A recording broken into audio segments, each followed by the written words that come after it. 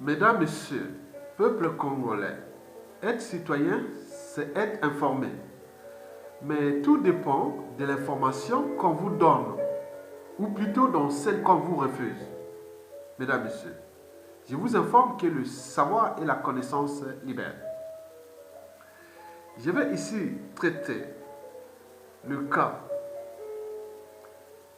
d'une situation qui commence à déranger toute la communauté humaine. Parce que ce qui se passe à Brazzaville, nous ne sommes pas tout seuls à Brazzaville. Il y a des étrangers vivant au Congo. Il y a des étrangers qui font des allers et retours entre le Congo et l'étranger. Il y a les Congolais qui vivent aussi à l'étranger. Et quand ils vont là-bas au Congo, les gens se demandent, mais qu'est-ce qui se passe avec ce peuple-là, les Congolais? Le dictateur a tout essayé en les tirant vers le bas.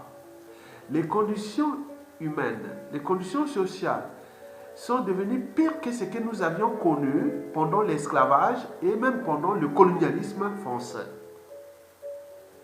Un noir qui est en train de tirer ses semblables vers le bas, un noir qui est en train d'empoisonner ses semblables, et ce même peuple n'est pas capable d'agir. Nous avions vu au Soudan, simplement pour une diminution du pouvoir d'achat par l'augmentation du pain, le peuple dans la rue et les dictateurs dégagent. En Algérie, c'était politique. Le 5e mandat contre le 5e mandat. On en a vu. On l'a vu partout dans le monde. Mais là, la situation du Congo, telle qu'elle est expliquée par tous ceux qui viennent là-bas, ils disent non, tu ne l'as jamais vu. Mais pourquoi ce peuple-là ne se rebelle-t-il pas? Ce n'est pas parce que Sassou a acheté la conscience de tous les opposants, dissidents et autres. Ce n'est pas parce que Sassou a les moyens des renseignements sophistiqués que la France Afrique lui fournit. Ce n'est pas parce que Sassou a les moyens d'insécurité ou même de barbarie et que la population est tétanisée. Non, ce n'est pas ça. Il y a bien d'autres choses que je vais vous expliquer. Donc, les Congolais sont incapables de se rebeller, de se révolter, au niveau civil qu'est militaire, en tenant compte des fondamentaux déjà d'un peuple. Un peuple a ses droits et devoirs envers sa société et sa nation. L'armée, les armées, sont le dernier rempart du peuple. Donc, il ne doit pas travailler pour le compte d'un régime. Surtout quand le peuple est en danger, la nation est en danger. L'armée reste toujours le dernier rempart, mais là, plus rien. Les hommes politiques ont tout renoncé. Le peuple a tout renoncé. Les armées ont tout renoncé. Et donc Sassou est en puissance pour défracasser ce pays. Et qui, en partant, comme ce n'est pas un être qui est éternel, il n'est pas immortel, c'est un être mortel, il va partir comme tous les dictateurs qui ont sous-consommé ou exploité leur pays, qui après, ils laissent une merde, une poudrière. Elle est déjà visible. Mais le problème, pourquoi les Congolais ne se rebellent-ils pas? Donc là, nous sommes entrés dans ce qu'on appelle le bioterrorisme. Le bioterrorisme d'État. Le bioterrorisme d'État. Et pourquoi Sassou Nguesso drogue-t-il les Congolais en masse aux substances de la soumission chimique? Mesdames, Messieurs, d'abord, pour faire un peu de pédagogie, oui, je vais faire un peu de pédagogie. Il y a bioterrorisme d'État est différent du terrorisme d'État. Mais au final, c'est la même finalité. Par exemple, quand on parle de terrorisme d'État, c'est ce qui s'est passé dans le pôle. Sassou Nguesso a pris les armées congolaises pour aller tuer les populations, bombarder les populations, massacrer les populations. Or qu'une armée est faite pour aller se battre contre un ennemi venu de l'extérieur. Mais là, l'armée est allée pour se battre contre sa propre population. Ils n'ont même pas demandé, ils sont là tranquilles et ils envoient les pétards aux autres comme ça. On appelle ça du terrorisme d'État. Maintenant, quand on rentre dans le bioterrorisme d'État, c'est un peu similaire, mais cette fois-ci, c'est que ils emploient des substances chimiques ou biologiques pour empoisonner sa propre population. C'est ce que Sassou Nguesso fait actuellement. Le bioterrorisme d'État. Donc Sassou emploie des substances illicites qui sont chimiques ou biologiques pour empoisonner la population. Et pourquoi? Parce que le but, là, d'abord que les populations soient malades, qui ne pensent qu'à leurs problèmes de santé. Et deuxièmement, c'est surtout pour que les Congolais ne se rebellent pas, ne se révoltent pas. Et ça marche. Donc nous allons rentrer là, au cœur de ce que nous appelions les neurosciences. Et ça touche beaucoup de disciplines là. Donc il y a les neurosciences, il y a la médecine, il y a la toxicologie, l'endocrinologie, la biochimie. Donc je ne veux pas expliquer ça, c'est vraiment l'interaction entre ce que vous mettez dans la bouche qui passe par les lèvres jusqu'à pour agir dans le cerveau. En réalité, le cerveau des Congolais est complètement abîmé parce qu'ils ont ils reçoivent des doses, des substances illicites qui nuisent leur cerveau. Mais les cibles sont des populations qui sont déjà identifiées. C'est la population de Brazzaville, la ville capitale, là où se concentre le pouvoir. Il ne faut pas que les Congolais se rebellent là, ou se révoltent là à Brazzaville. Après, il y a aussi Pointe-Noire, la capitale économique. Là-bas aussi, ils sont aussi traités. Et n'oublions pas Dolisie, au milieu entre les deux villes capitales, économiques et politiques. Bon, il y a aussi les opposants et dissidents. Ils sont aussi travaillés.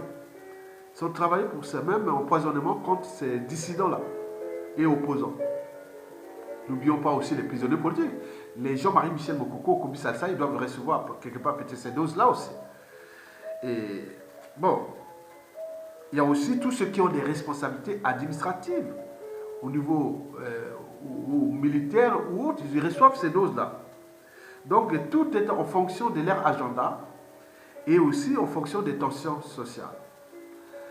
Mesdames, Messieurs, peuple congolais, vous savez que quand on parle de drogue du cerveau, qu'on appelle les psychotropes, en fait, il y en a trois grandes catégories. Mais dans ces trois grandes catégories, il y a des sous-catégories. Et donc, je vais prendre seulement les trois grandes catégories. Il y a ce qu'on appelle les stimulants. Ces drogues-là ont pour effet de activer l'activité du cerveau. Donc, nous les connaissons, c'est-à-dire par exemple l'éveil ou la motivation et autres. Ça, c'est ce qu'on appelle les stimulants. Donc, ça augmente l'activité du cerveau. Et après, vous avez des hypnotiques, deuxièmement, dont les benzodiazépines. Donc, ces drogues, comme l'alcool, ils ont pour mission de baisser l'activité du cerveau. Donc, souvent, c'est le sommeil ou tout ce que vous connaissez. Après, il y a une troisième catégorie qu'on appelle les dysleptiques. Et ils ne sont pas là ni pour augmenter, ni pour baisser, mais ils sont là pour perturber. C'est pas comme on voit les drogues dures. Il y a des drogues dures, les connues, mais ce n'est pas que les drogues dures. Du shit et tout ça, qui sont là et ils n'augmentent pas, ni ils ne la baissent pas, mais vous créez des hallucinations, des émotions, des trucs que vous connaissez. On se sent bien pour certains. Bon, bref. Donc, dans cette catégorie des dysleptiques, qui sont des hommes qui sont là pour transcender, faire des mécanismes complexes, et ces drogues-là sont divisées en plusieurs sous-catégories. Bon, on trouve aussi comme des anxiolytiques et des neuroleptiques, des tranquillisants et des antidépresseurs. Bon, tous ces drogues du cerveau ont pour seule destination le cerveau, puisque ce sont des drogues du cerveau. Et donc, ils agissent souvent sur les non-fonctions cognitives, donc les fonctions conscientes, et comme le langage, la motivation, le courage, tout ça. Bon, bref. Et ils agissent aussi sur les fonctions végétatives. Là, c'est ce qu'on appelle le subconscient. Mais ce subconscient est lié au cerveau, de la mémoire, et de la gestion de nos émotions. N'oublions pas les fonctions autonomes, l'activité du cœur, du cerveau, de tous les organes de manière semi-autonome. Et enfin, vous avez ceux qui agissent sur les fonctions sociales du cerveau, c'est-à-dire notre inconscience. Mesdames et messieurs, vous avez par exemple pu voir ici en France, en 2000, année 2000, jusqu'à peu près 2005, ça fait fureur ici, le GSB. Le GSB. On appelait la drogue du violeur. Si vous prenez ça, vous mettez ça par exemple dans l'eau, vous buvez ça dans l'eau, même l'eau à boisson haute. Après le fait, parce que les trucs là, on appelle ça, en endocrinologie, on appelle ça demi-vie. Pour ceux qui ont fait l'endocrinologie, donc vous avez ce qu'on appelle demi-vie. Et la demi-vie, donc le temps qu'ils agissent, quoi. Donc dès qu'ils commencent à agir dans le cerveau, puis jusqu'à ce qu'ils soient digérés et passés par les urines, c'est-à-dire par les reins et autres. Après on va uriner les produits finis. Mais comme l'alcool, l'alcool, si vous êtes bourré, on vous met dans un truc où vous allez vous reposer. Après, le temps là, parfois c'est de 4 heures jusqu'à 8 heures. Ça dépend de la dose.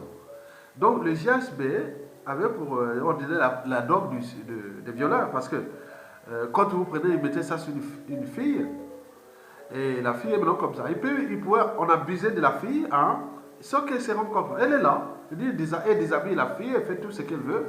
Donc il viole, il fait ça, la fille est là. Mais surtout aussi pour vous voler. Il volait les gens, ils viennent comme ça. Si vous avez pris cette heure, il peut vous fouiller, vous faire tout ce que vous avez dans votre poche et s'amuser de vous. Et voilà, vous êtes là. Vous ne pouvez pas agir. Donc c'est ce qu'on appelle les drogues de synthèse. Et donc Sassou Nguesso est devenu expert des drogues de synthèse. Et qui sont là employées dans le cas de ce qu'il lui appelle la domination. Et donc, pour nous, ça fait partie des affaires criminelles. Mesdames, Messieurs. Ça soit à ces milieux de marabouts, on parle de plus de 20 marabouts. Et qui sont des médiums qui travaillent pour son compte. Parce que le monde de Sassou Nguesso n'est tourné que vers la superstition, vers la sorcellerie. La sorcellerie, pas comme on voyait, oui, au Moyen-Âge, on parlait de la sorcellerie, mais surtout la sorcellerie en termes d'affaires criminelles. Donc, ces médiums, qui ça soit emploi et ils touchent beaucoup d'argent. Donc, ce sont des piliers de ces affaires criminelles. Et qu'ils appellent la domination. Vous savez qu'un marabout, un des marabouts de Sassou Nguesso, originaire du Niger, avait révélé en 2015, à travers Baza News, que nous avions relayé partout. Et il avait d'ailleurs dit que nous faisons des incantations nocturnes à travers l'eau que boivent les Brazzavillois, et Porte-Negret, aussi à Dolisie. Et nous le faisons aussi à travers des opposants autres. Il avait même donné les noms. Les opposants qui travaillaient chaque fois, tout le temps. Opposants dissidents et des cadres civils et politiques et militaires. Donc en fait, il prenait les caca et les pipis du dictateur Denis Sassou Nguesso, mélangés avec des produits qu'ils appellent les produits mystiques. En réalité, ce sont des produits, des substances chimiques et biologiques qui sont mis là, qui ont pour effet de perturber certaines fonctions cognitives, végétatives et des relations sociales au niveau du cerveau. Comme je vous ai parlé des diables, il ne peut plus réagir. Donc, pour les initiés à la science, au droit et autres, nous sommes là au cœur des affaires criminelles. Mais pour eux, ils sont dans les sens mystiques, domination. Et ça marche, puisqu'ils font ça. Donc, ils mettent ça dans les trucs travailler avec des incantations nocturnes. C'est pas dire qu'il y a une incantation nocturne, mais je me vois ce monsieur-là, qui est au cœur de la sorcellerie. Il a dit, moi, je ne suis pas un criminel. Les marabouts disent que je ne suis pas criminel. Moi, j'ai fait, les gens ne sont pas morts. On les a dominés tout simplement, on les a dominés. Bon, très bien. Mais déjà, ça, c'est pas bien. Parce qu'il y a des conséquences au niveau de la santé. Donc, vous voyez, monsieur, les marabouts parmi les marabouts. Donc, l'ennemi des Noirs, c'est le Noir lui-même. L'ennemi de l'Afrique, c'est l'Africain lui-même. Parce qu'il existe certaines mentalités noires qui nuit gravement à l'évolution de ce continent. Et surtout pour ce problème-là. Donc elle a fait venir des marabouts de partout, des médias, et qui sont là pour accompagner des spécialistes de la biologie et surtout de la pharmacologie. Donc ils sont là. N'oublions pas la toxicologie.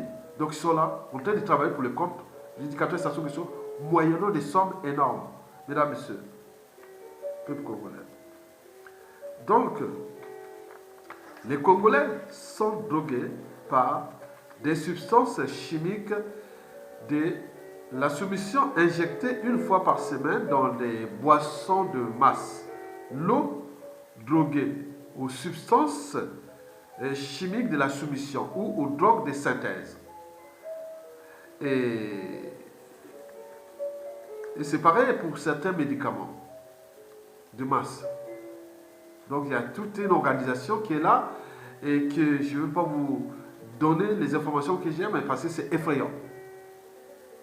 Au niveau déjà de la boisson, l'eau, les alcools, certains aliments importés qui sont déjà travaillés, plus les médicaments. Donc tout ce que vous mettez dans la bouche, ça arrive par la bouche, puis l'estomac, après au niveau de l'intestin grêle, là où se passe l'absorption intestinale, donc ça rentre dans le foie, et le foie envoie au niveau des les artères caves, et donc ça arrive directement au cœur, et ça rentre dans la circulation générale, et ils ont pour destination le cerveau. Mesdames, Messieurs, peuple congolais. Ben oui. Donc, il y a des molécules qui sont incorporées dans les boissons cibles que consomment en masse les Congolais. Et ces produits sont partis des drogues de synthèse, mais la plupart font partie de la catégorie des benzodiazépines. Celles-ci agissent d'un côté dans le système nerveux central et en abaissant ainsi certaines réactions conscientes, comme la motivation, le courage, la révolte. Ça baisse complètement. Et de l'autre côté, elles agissent sur certaines fonctions subconscientes telles que l'agressivité, l'hostilité, le courage toujours, la colère, la soumission. Les populations affectées par ces méthodes criminelles sont majoritairement celles de Brazzaville, la ville capitale, de Pointe-Noire, la ville économique, et de Nolizy. On parle aussi des cibles, surtout en fonction des quartiers de la ville de Brazzaville et des tensions sociales. Et tout le monde est presque affecté, même les opposants et dissidents, même les cadres civils, politiques et militaires. Mesdames, Messieurs, donc nous sommes là au cœur de ce qu'on appelle le bioterrorisme d'État, en masse. Les substances chimiques de la soumission n'ont pas que des effets sur le cerveau des Congolais. Ben oui, ils ont aussi des effets sur la santé des Congolais. Le problème d'indigestion, déjà. Parce que si on vous met des caca, pipi, plus de mélanger ça, c'est sale et autres. Donc on trouve des vers de terre dans l'eau qu'ils boivent aux Congolais. On trouve beaucoup de métaux lourds et plein de trucs qui sont là dans cette eau que boivent les Congolais. Ce n'est pas que l'eau seulement de la Société nationale d'adduction d'eau qui est devenue obsolète, devenue une organisation criminelle. Il y a une responsabilité. On l'a dit depuis, ça a commencé depuis 2000, cette affaire. Et donc, nous sommes là, donc ça fait il y a 19 ans. Tous ceux qui à un moment ou l'autre ont été à la tête de cette société, ce n'est pas des gens qui vont venir jouer à les émotions, c'est des gens qui ont franchi les barrières de la raison, qui sont de haut droit. Vous aurez une responsabilité administrative et morale déjà. Parce que vous êtes là le soir, allez prendre cette eau et mettre les produits. Même ceux qui a ramené dans les cuves là, pour aller distribuer dans les rues, dans les quartiers, aux populations. Cette eau encore plus dangereuse. Parce que c'est travaillé avant. Et l'eau de la CNDE, bon, encore là, bon, mais là, l'eau qu'ils vont prendre là, que tu vas amener vos tonneaux, vos bidons, vos autres pour venir prendre là, l'eau encore pire. C'est travaillé. Et donc, ce problème-là est déjà un problème de santé. Bon, on parle beaucoup, ça crée beaucoup d'hypertension artérielle, d'AVC. Et n'oublions pas de maladies rénales. C'est donc là un autre crime contre l'humanité. En plus de ce que Sassou Nguesso, on le connaît depuis 1997 à nos jours. Mesdames et messieurs, peuple congolais. En terminant cette vidéo, je vous dis qu'il n'y a pas que le peuple qui est victime. Il y a aussi les étrangers vivant au Congo. Donc il faut éveiller les étrangers vivant au Congo et par le fait de vivre dans la ville capitale où les dictateurs travaillent pour que les populations ne puissent pas se rebeller, ne puissent pas se révolter, et vous êtes aussi affectés. Et plus ces problèmes de santé. C'est aussi l'eau qui sont là, l'eau qui est minérale, qui est travaillée aussi. L'eau minérale produite au Congo est aussi travaillée. Donc si les gens pouvaient faire des prélèvements, on avait des scientifiques au Congo, il n'y a plus. Tout ça est à l'étranger. Faire des prélèvements de tout ça chaque année, on n'a pas de laboratoire pour tester ces molécules. On voit vraiment c'est la caverne d'Ali Baba. Vous avez vu depuis 2016, si on faisait des prélèvements jusqu'au nos jours, l'eau, alimentation et tout, vous allez voir, vous allez prouver vraiment le produit de ce que ce soit le mystique, qui est une affaire criminelle. Mesdames et messieurs, donc la responsabilité est aussi ici politique et morale. Et n'oublions pas existentielle. Parce que ceux qui l'ont accompagné, Sassou, ont ramené Sassou Nguesso depuis 1991, ils sont là. Beaucoup sont morts, beaucoup sont terrés comme des rats, beaucoup sont en prison, certains sont déclassés, n'oublions pas ceux qui sont en exil, et ils ont eu des moyens, et autres, ils sont là comme ça. Et c'est nous, les innocents, les peuples, on se bat pour faire partir ces Sassou-là. Et qui va certainement partir, et doit partir. Et parce que toute chose a toujours un début et une fin. Il est en fin de cycle, il est en train de partir. Nous sommes en train de veiller. Et les gens-là, au lieu de s'acharner contre celui qui est en train de détruire non seulement notre pays, nos vies, cette génétique, parce que ces produits que vous voyez là n'affectent pas que pour produire la perturbation de ces molécules, donc ça vient de l'expression de certains gènes. Donc on affaiblit des gènes, on affaiblit beaucoup de choses, ça perturbe le cerveau. Donc c'est un crime. Et ceux qui sont là, ils sont là avec leurs enfants, petits-enfants, sont terrés, ils nous regardent, ils nous font ci, tu fais ça. Vous voyez ça? Donc quand vous voyez là, à l'intérieur du pays, vous voyez tous les Congolais là, du civil au militaire, en passant par les hommes politiques là et tout le monde là, leur cerveau est complètement abîmé par ces substances-là. Donc c'est un danger. Il faut sauver les Congolais. Vous devez partager ça. Cette information-là pour que nous trouvons tous les leviers. Nous avions les problèmes de la dette qui ont été de vendre les Congolais aux étrangers, à la mafia mondiale. Et nous n'aurons peut-être plus avoir ce pays. Et là, ils attaquent aussi la santé. Il a tué dans le pot, il fait ceci. Mais pourquoi tout cet acharnement? Et que nous sommes là en train de s'indigner au lieu d'agir. Donc Sassou doit être mis hors d'état de nuire. Et je lance d'ailleurs un message aux nordistes, comme moi, qui est de la région, déposer Sassou Nguesso. Parce que Sassou Nguesso nous a fait tellement du mal. Moi qui est du Nord, la responsabilité par association, l'incompétence par association, la criminalité par association, même si je n'ai jamais été, même moi jamais. Ayatonga égale nordiste, égale, comme au syllogisme, Ayatonga égale nordiste, égale Sassou aussi nordiste, Ayatonga c'est égal Sassou Nguesso. Et par association, c'est comme ça.